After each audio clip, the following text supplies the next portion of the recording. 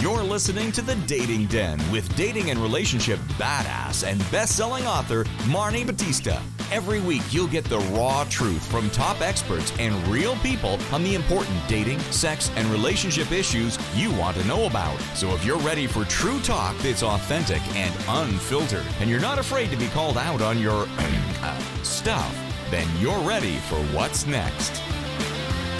The Dating Den with Jessica of the Fioneers.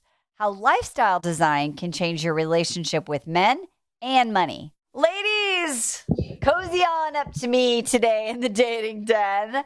I'm super excited because I have someone here who I think is going to blow your mind. She's blown my mind. I met Jess, who is not Jessica. She's Jess to me. And so now she's going to be Jess to you. The founder of the Fioneers. And I'm going to tell you more about her in a second. But I met her in a group that I was sort of in and then kind of like lurking in. And I saw that she did lifestyle design. And I was like, oh, my birdies are leaving the nest. I need to sort of think about what I want to be when I grow up and how I want that to look. And I met Jessica, and we have just been having a lot of fun doing lifestyle design together over the last few months. Jess is a writer, speaker, and coach, and she has this super cool award-winning personal finance lifestyle blog called The Fioneers, and she has a business based on the Fioneers. Isn't it so clever? I love it. And the work that she does is at the intersection of financial freedom and lifestyle design, which I'm excited to talk about because I think for some people, they don't think that there's actually an intersection of those two things at all, which is what we're going to talk about.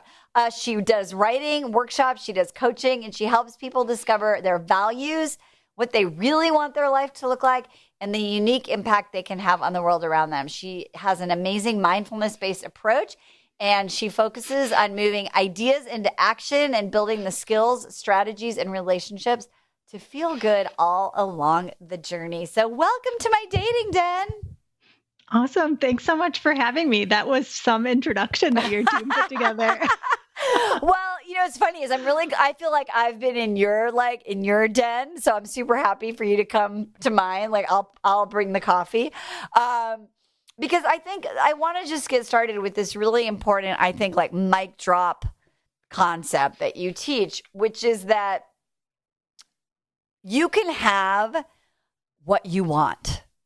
I know that sounds so obvious, and I'm sure you can tell me the reason why most people don't know that or forget that, but I just want to start there. What is lifestyle design and why can you do that? What is possible when you really understand that you can get the life you want, not the life that you got? Yeah. So lifestyle design, I would say, is an iterative process, right? So lifestyle design isn't necessarily, I'm going to get to this particular destination, right?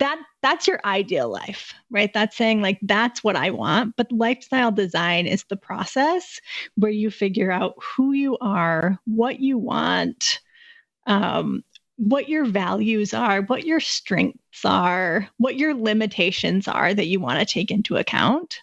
And you dream big about the things that you can do, and then you experiment with them. And so it's this whole iterative process that at the very beginning, you might not actually know and be able to say, oh, my ideal life is XYZ thing. That's going to expand over time, right? Because my dreams now for myself are way bigger than the dreams that I had for myself when I first started out on this lifestyle design process. So it's that iterative process of taking steps toward that life that you want and then redefining it as you go.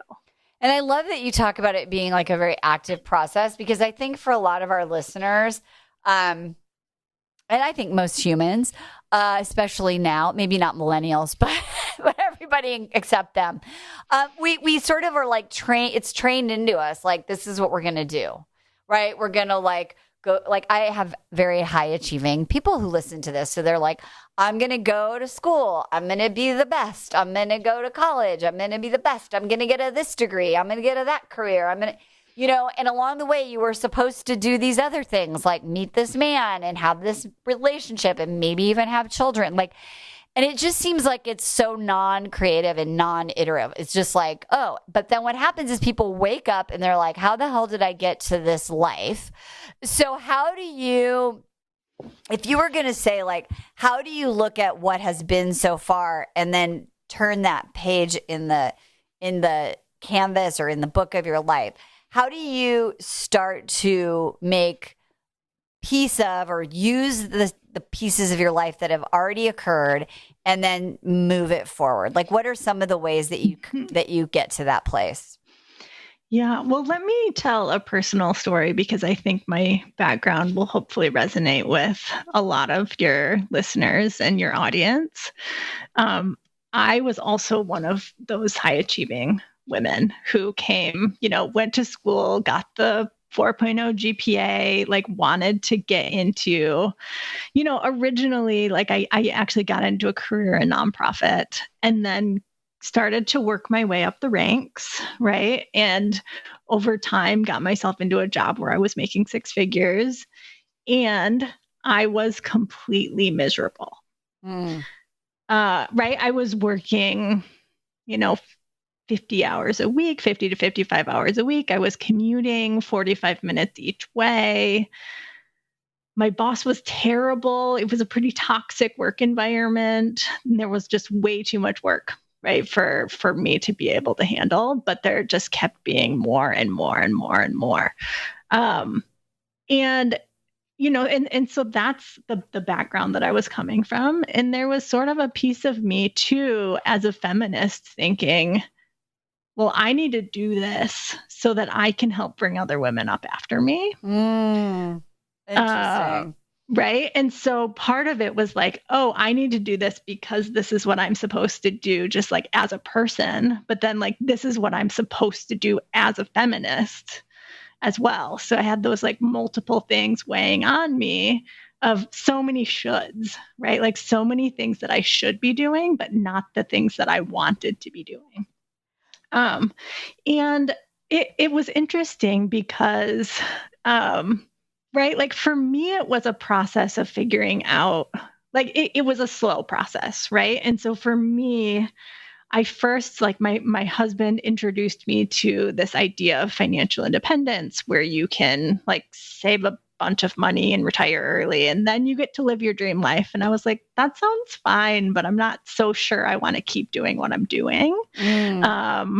Right. For that long because right. Like you had to like, the concept for those of you who don't know it is like you suck it up buttercup, right? And you like work your ass off and then you kind of live very frugally in this very traditional FI kind of way. And then you're and you're supposed to like grin and bear it because then one day, sooner than later, you get to like have the life you want. You were like, exactly. You're like, that doesn't sound good.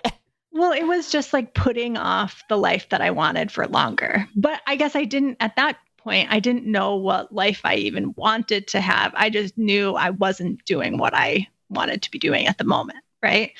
And so that's when I started to learn more about lifestyle design, right? And I started to learn about people who were living life on their own terms, right? And so I read a book by a guy who started multiple businesses, traveled to every country in the world by the age of 35, right? And like, he didn't need to be financially independent to do it. Like he didn't, and there were all of these people who were doing really interesting things. And yet I knew at the same time that like I am somewhat risk averse, right? And I do want to make sure that I have safety nets in place to be able to carry me forward when things happen. And so basically what happened is I was starting to learn about these two concepts, right? So I was learning about this idea of financial independence, this idea of lifestyle design, and being like, can I take the best things from both of these ideas and bring them together? And then my situation got complicated really quickly and made me have to work through it really, really fast. So in 2018, my job got really toxic and I started having panic attacks. Oh, shit. Your body was like, guess what, Jessica? You're going to decide sooner rather than later. Yep. Yeah, exactly. My body was like, you didn't get yourself out of this situation. Like, you're not consciously making that choice. So, like, I'm making that choice for you. And so it was a really interesting case of saying, okay, like at first I was like, oh my gosh, what am I going to do? Like, I'm so like frustrated and stressed about this. And then I actually took a step back and realized like, okay, let me like actually look at my financial situation. Right. And before then, like I had sort of been like, I don't really want to like deal with the finances. Like I've always been like fairly like good with money and frugal. At the time, my husband was managing the majority of the financial aspects of our lives. And when I looked at it, I was like, oh, we have about 9 months of expenses in an emergency fund. And I was like, oh, so that means I could just quit my job and we'd be good for 9 months. And then I was like, wait a second, my husband's also working and we're saving some money. So like we actually hardly would even need to like dip into that emergency savings. So we'd actually be good for a long time, like a much longer period of time. And then I realized, oh, I could get the disability, which pays me 60% of my salary, right? And then we're not dipping into it at all. And it was that moment that there was a paradigm shift for me that was like, what can my money do to help me improve my life now? Right.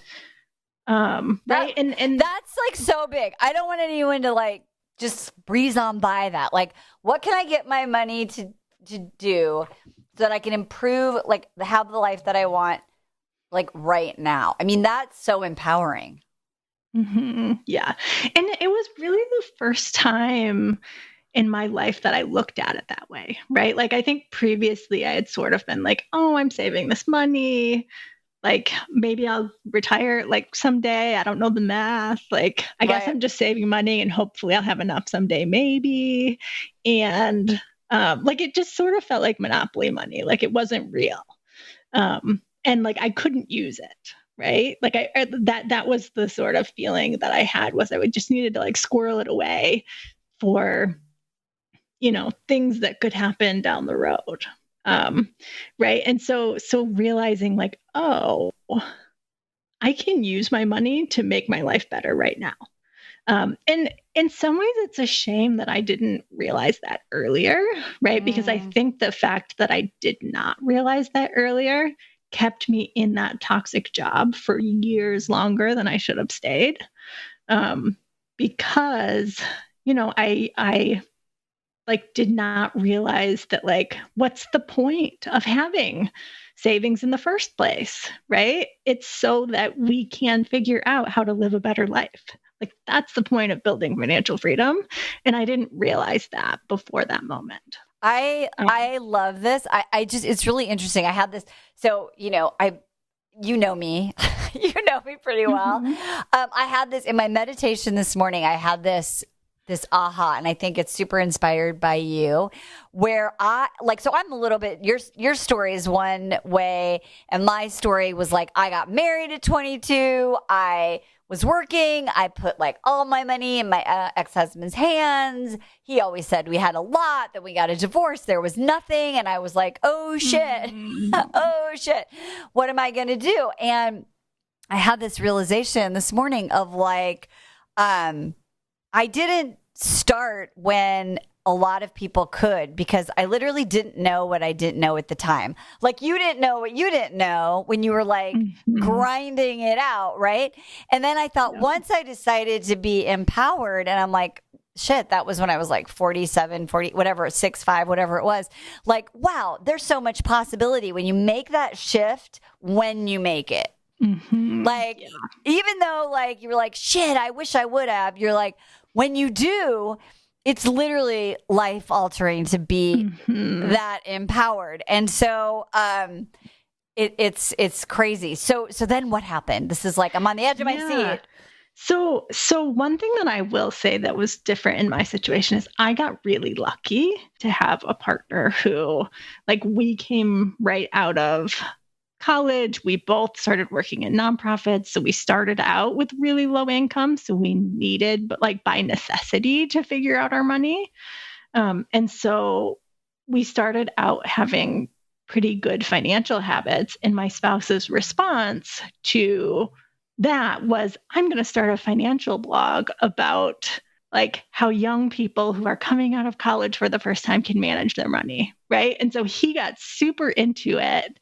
And I got to be the beneficiary of that. Right. That's amazing. 9 years later. Right? I didn't even know that part. That's so cool. Yeah. Right. So 9 years later, when I'm having this mental health crisis, he's like, yeah, we're fine. You can just quit your job. And I'm like, oh, I didn't even know how much money we had or how much we make or how much we spend. Right. Like I didn't know any of it. And had I known it, I could have taken action sooner. Wow. Well, like also pause that because I work with really smart, like when someone gets to where I'm working with them, like I work with women who have money, you know, or they're aware of it. But this is why I really want to like, you know, normalize all this stuff that Jess is talking about is you can have a lot or you can have a little or you can have somewhere in between and still not know anything about it, right? You're like, it's there.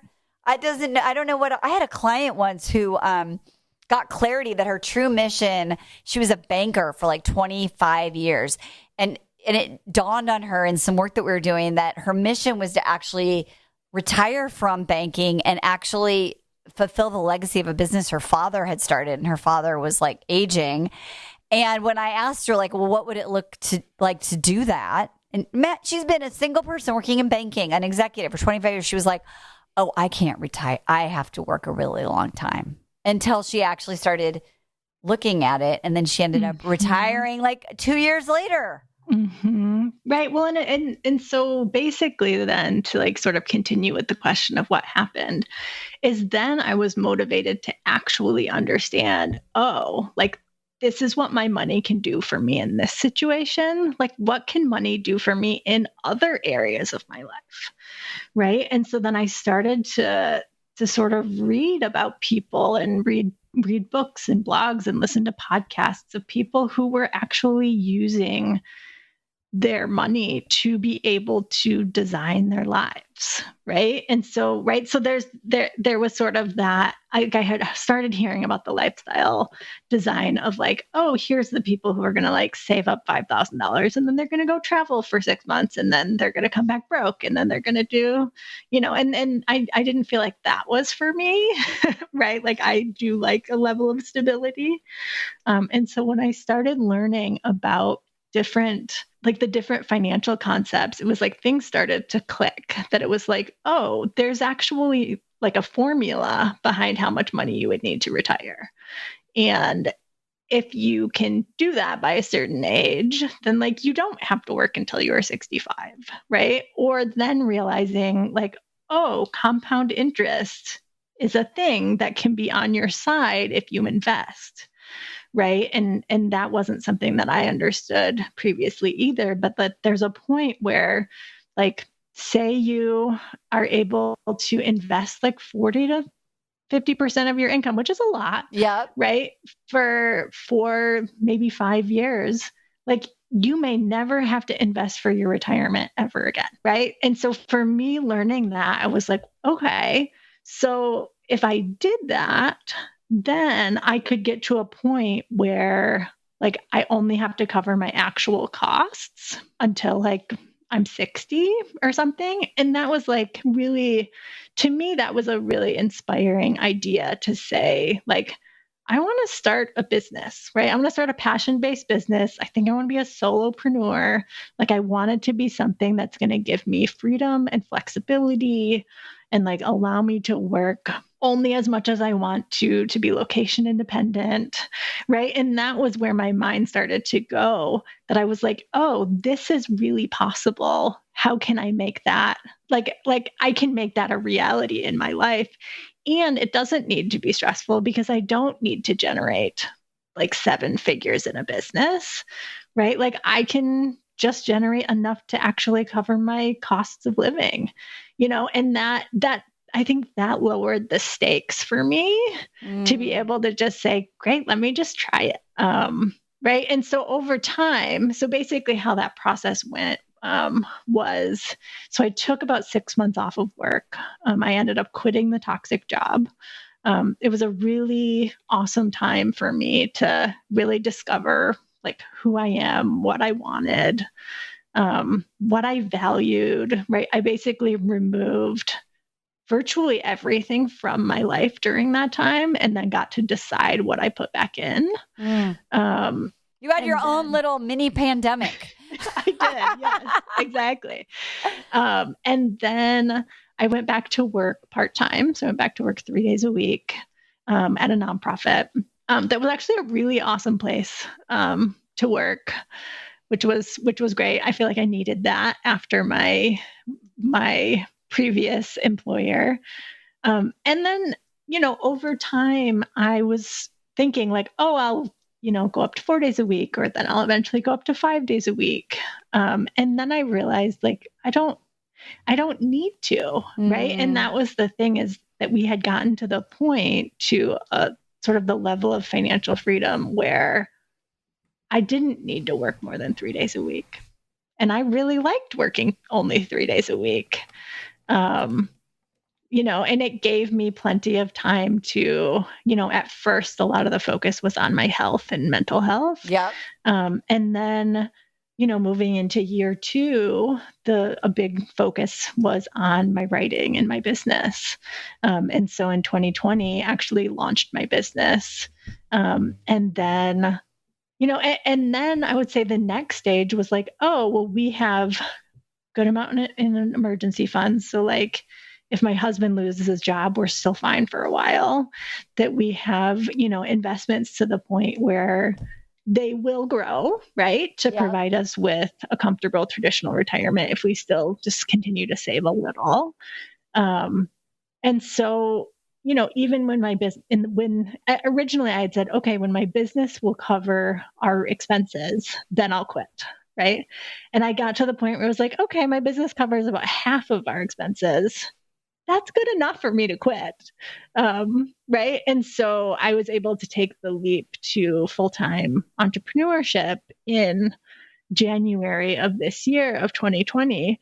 And the likelihood is that the business will be able to cover our full expenses in this calendar year. And so it is exciting to see, like I feel like I needed a certain level of financial freedom to sort of work through some of my own mental barriers.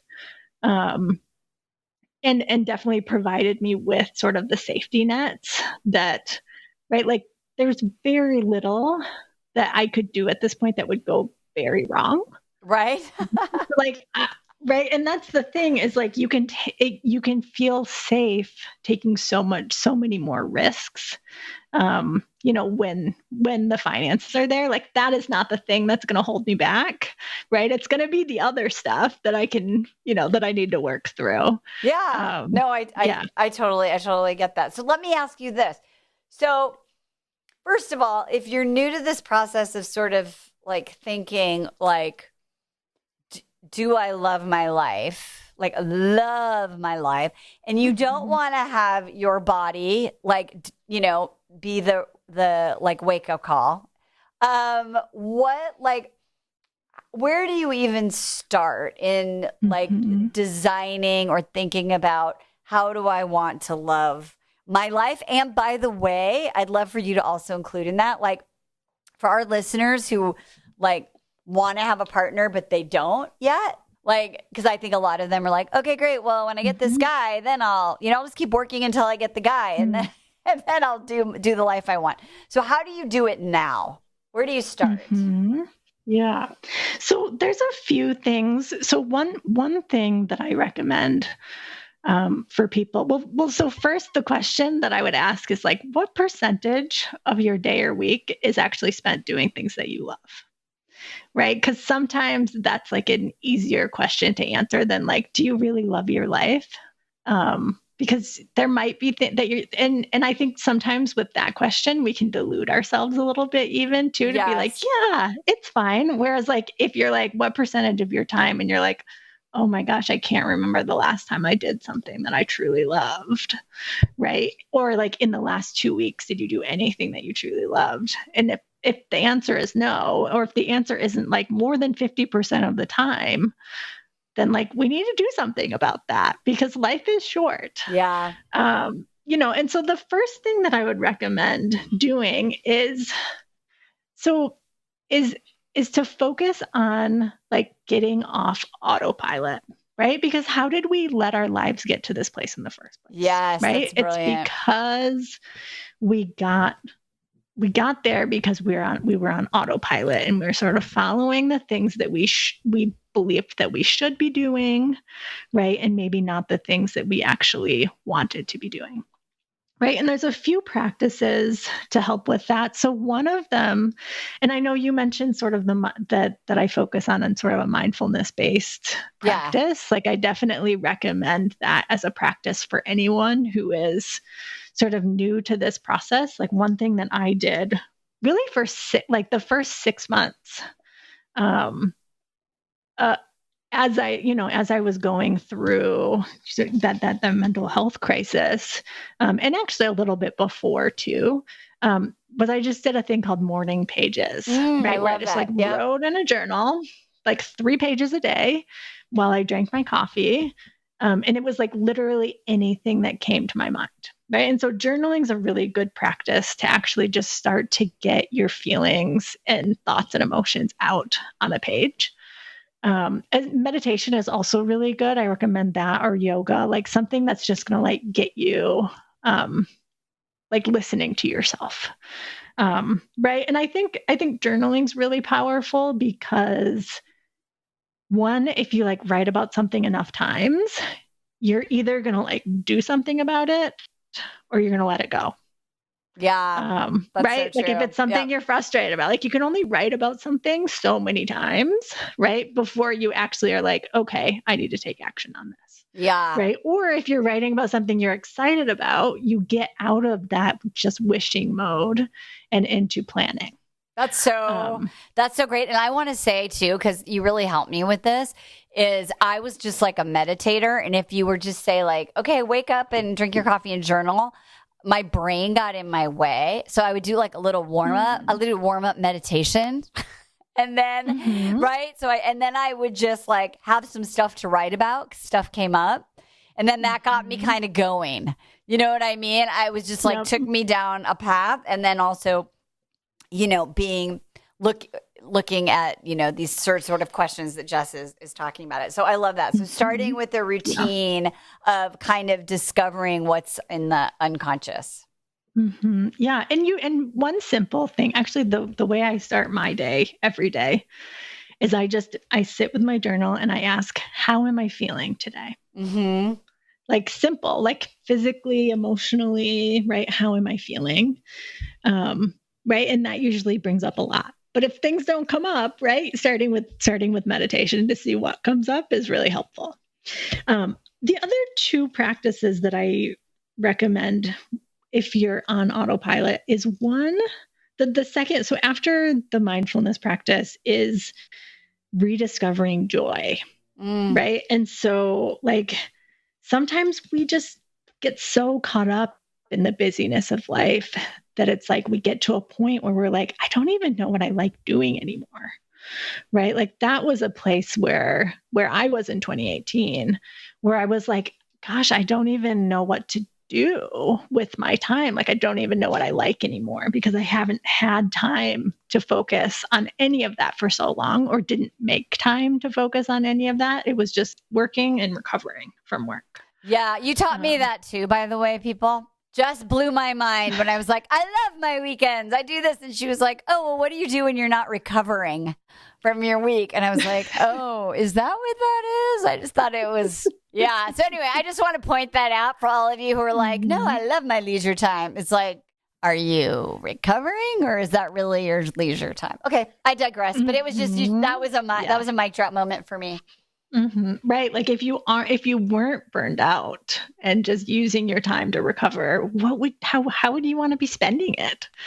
Right. And so one thing that I did and one thing that I see a number of people doing is like, even simple things like, can I just like savor that cup of coffee in the morning and just take the 5 minutes to like sit there and drink the tea and enjoy it rather than like running around while I'm doing it or drinking it while I'm in the car or, doing some yoga in the morning if that's what people like. Or one thing that I did was take a photography class. And I've seen other clients do things like taking pottery classes or, getting into hiking, like really figuring out what are some of the things that they would love to be doing and spending their time on that really brings them joy. And then the third thing is figuring out what you can eliminate.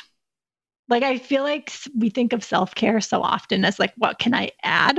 Can I go get the massage? Can I take a bath? Can I do the meditation? Can I, even for me for a while, I thought of like ordering takeout self-care because I don't need to cook.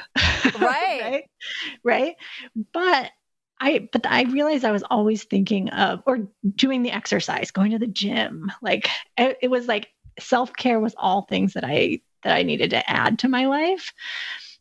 And then I started thinking about self-care as subtraction. Like, what do I need to subtract from my life that's going to make my life better? Right. And so and so for me, it was actually a good process to basically, need to remove everything from my life and decide what to put back in. I don't think everyone else usually has that. I guess that privilege to be able to, it wasn't a great time for me, but it definitely provided me with that. But to think about like, what is something that you can just choose to not do? Or like, can you say no? Can you set better boundaries? Right. And those are the three things that I think get you to a place where you're ready to then take steps to design your life. If that makes sense. Yeah. Right. Because if you don't feel like you have any space in your life to even think about any of these things, you need to rediscover your joy. You need to figure out what to eliminate. And you need to get in touch with who you are and what you want and how you're feeling. I love that. So this is just so brilliant. I'm like almost speechless because there's about 10 things that I want to say about what you said because having gone through this process. But I want to ask you this. So what if you need to make multiple changes in your life? Because for some people, they want to have love that are listening, or some people need to break up, need to blow up. One of the things they need to eliminate is an unhealthy relationship. Or maybe they need to change their career, or there's some family dynamic they need to work on. How do you prioritize what to look at first? Yeah, good question. So, back to what I was saying before, the first thing I think people always need to prioritize is like their own health and well-being. Yeah. Like, they're not going to be able to do any of this other work, or it will feel really, really hard and painful, right? If we're not filling our own selves up first. Beyond that, I do think it's fine to focus on multiple things at a time, like not too many, right? Like, I sort of, when I do my own personal planning, I look at 6 different areas, right? So I look at, I'm trying to think of these off the top of my head, but Marni, you worked through these, right? Which is the finances. I do. Work. I have them right in front of me, Jess, because, I am of your heart. Mine are intellect, creative, experience. I have community, like relationships, right? Community, friends, family, purpose, legacy, money, work, and then of course, health and well-being. So those are how those are how I broke it up. But I've seen people do it in lots of, like, even real simple, like work, life, play. Yeah. So I think of it as finances, work, relationships, growth and learning, physical and mental wellness, and fun. Like fun and play. I think sometimes I think people forget fun and play. Yes. It's like one of the categories. And then, if you think about like which ones are furthest out of alignment with where you would want them to be, right? Like I would almost choose only one or two of those areas to focus on. And then choose one area where you're like, I think I could make this area a little bit better. Right? If that makes sense. Totally. Right. Taking something that's like already a strength and building on it rather than feeling like, oh my gosh, I have to do super hard things in every area of my life. So that, I would say that's what I would do. And I think that when we work on things in one area, it benefits our other areas. And why do you think that is? Well, that's a good question. So, I mean, I think everything's connected, right? And so if I'm focusing on my own like physical and mental wellness, then I'm going to be able to show up differently in my relationships, and I'm going to be able to show up differently in my work. And if I'm focused on improving my money situation, right? And I've sort of built that up, that I'm going to be able to show up. I'm going to be able to like have more freedom to do work that I want to do and feel less stuck, right? In a job that I'm in, because I have choices and options, right? Or I might be able to invest in my own growth or learning, right? And so it's like everything is connected. Or if I'm building my growth and learning, then I'm going to have interesting things to talk about in my relationships and in my work, right? And so I do think everything is really connected. Yeah. I kind of say how you do one thing is how you end up doing everything. So I really like this idea, right, of starting with your well-being and really getting into your emotional self, your that foundation piece. Yeah. I think that's such good advice. Okay, my last question for you. I could interview you for like 10 hours, but sadly we don't have that this time. But because I love this topic, if you look at, what is at stake for someone who just stays on autopilot or puts off really creating a life they love now while they're on the way to whatever it is, whether it's financial freedom or a long-term relationship, like what's at stake if we just keep waiting until the circumstances make it quote unquote easy or just deliver us with all that we say we want? Well, yeah, that's a great question. I think the reality is that doesn't actually happen. Right? Like if we don't actually build the life that we want along the path, like when we get to that place, it's not magically going to be better. Everybody, right? Yes, write that down. Write that down. It's not going, because I'm like filled with cliches today. Wherever you go, there you are. Yeah, right. Like that's the thing, right? And I think of this because for me, I'm often talking to people who are like super into financial independence and financial freedom, and they're like putting their lives off so that they can retire early at like the age of 40, and they're miserable. Yeah. Right. And there's examples of people who do this. They get there, they reach that point where they're like, great, I can retire at 40 or 35. And then they're like, oh, what do I do now? Like, I don't even know. Right. And then they have a really tough time figuring it out. Sometimes people go back to work, or they take like a year to totally de-stress. And then they're like, oh, great, I'm ready to get back into doing things now. Right. And so I just think like it's such a shame to spend however long of a process just like working toward that final end goal and not enjoying the process, when like the process is where the magic happens. Like the process is where you learn about yourself, and it's where you figure out what you want, and it's how you figure out what you value and you care most about, and who you are and how you are, right? And without actually doing all of that discovery and experimentation during the process, you'll get to that endpoint and then not know what to do with it. Whereas if you're taking that iterative process of figuring out who you are and designing what you want along the way, right, you will get to that point with a much clearer picture.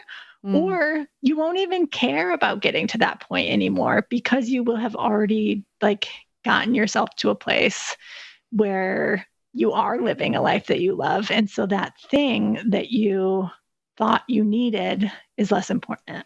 Oh my God, it's so amazing. I think, look, I'm always about and telling people day in and day out, I beat the drum of ask yourself higher quality questions. And really just this whole thing is just such an example of better questions than when can I retire? When do I get to start enjoying my life? How long do I have to wait? That disempowered type of thinking that makes us sort of just being in God's waiting room. All right. We dress it up, but otherwise we're just waiting. I love that. Thank you so much for being here. I think you are freaking brilliant. And ladies, there's so many links to Jess's website and her waitlist to be working with her all in the show notes. And in the meantime, whatever you do, as you know, I will say, do it with some damn dignity. We'll see you next time. Bye-bye. Hey, thanks for tuning into today's show. So if being in an intimate relationship in which you feel 100% seen, heard, and accepted by a high caliber man is a priority for you right now, and you're interested in seeing if you're a fit for working with me and my team at Dating with Dignity, here's what I want you to do. Just head over to DWD VIP. That's D as in dating, W, D as in dating, VIP.com, and book a call to speak with my team. We'll get on the phone with you for about 60 minutes and you'll get crystal clear on what's stopping you from finding true love right now. We'll also take a look at what you want to create, what you want your whole life to look like when you're able to finally be fully expressed as a woman in a healthy relationship with an incredible guy. And if we can help you get from where you are right now to where you want to be, we will show you the fastest path possible that makes sense for you to do that. We help smart, successful women all over the world solve this one missing piece in their life so they can finally have it all. So to see if we can help you do the same thing, head over to DWDVIP.com. I'm Marni Batista, and let's talk soon.